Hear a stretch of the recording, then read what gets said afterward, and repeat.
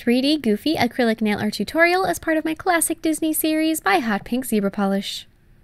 Hi everyone, in today's video I'm going to be showing you part 2 of my little 3D Disney series, and I do want to mention that this is actually my second 3D Disney series. The first one I did a couple villains. I did Cruella and the Cheshire Cat and Simba, and I will forget the rest of them, but I'll put links to those in the description box as well, just in case you want to see the original 3D Disney series, which is actually the first set of characters I had ever done in acrylic. So that was quite the adventure for me back then. So check those out if you're interested, and don't forget to click subscribe to my future Disney designs as well as everything else.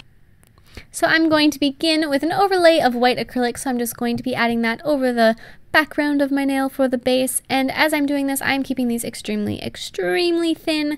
If you are actually going to be wearing these, you might want to add a little bit thicker of a layer than I did. So I'm using 2 beads of acrylic just to make sure that I have that overlay in place, one at the cuticle and then one at the tip.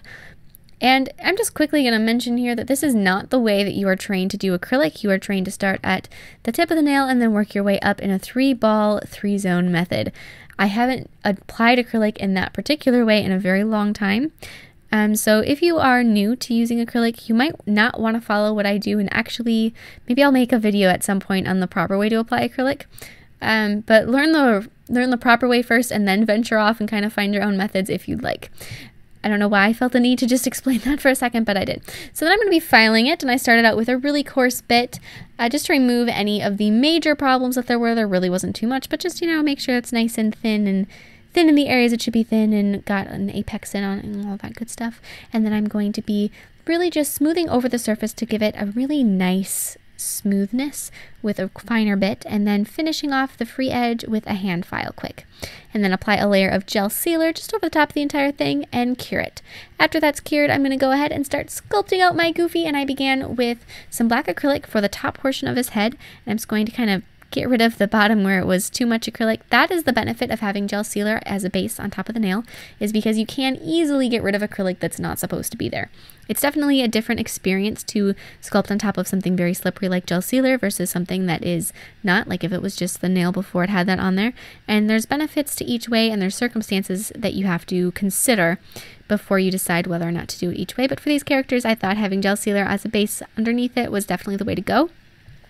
And then I took a peachy color, and I'm going to go through and sculpt his muzzle area and also down in his chin. One other thing about adding that gel sealer on the background is every once in a while I get a question as to whether or not the gel sealer can hold on to the 3D acrylic that's on top of it, or if it just comes off really easy. I have never had a problem with my acrylic coming off of the gel sealer. I've never run into that. It's never even been something that I've had to worry about. Now this could all depend on the thickness of the 3D art, and I'm sure there's times when things happen, but I've never had that problem. I just wanted to point that out, and because I get that question every once in a while. And then I'm going to take, and I'm going to be with sort of like a burnt orangey color that is actually way brighter on top of this white acrylic than it is on its own, so it turned out a little brighter than I was intending.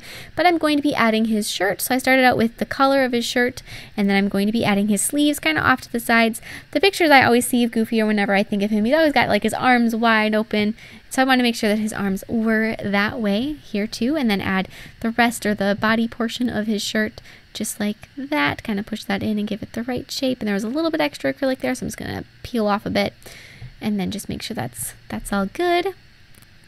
And then I'm going to be filling in his mouth with just a tad of that black acrylic, just a little bit.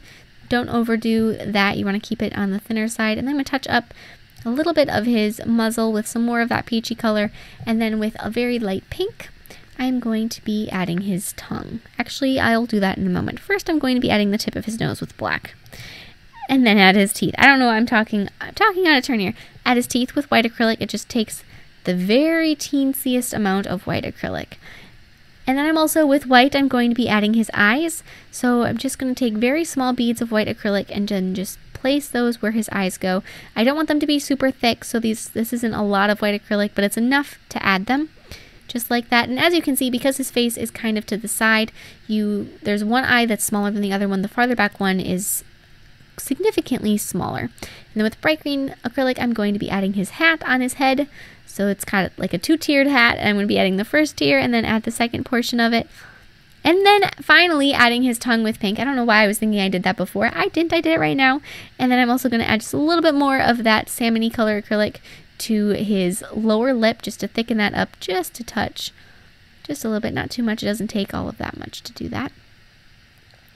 And then add a little bit more to his cheek because he's smiling, so he's got a little bit of a rounded cheek on there too.